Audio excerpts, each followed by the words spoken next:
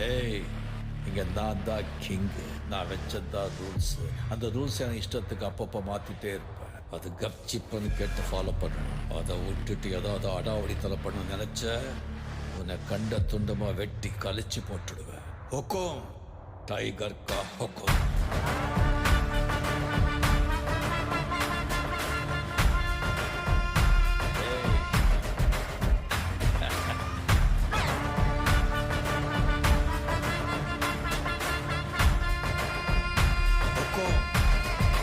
Tiger கா ஹொக்கோம்.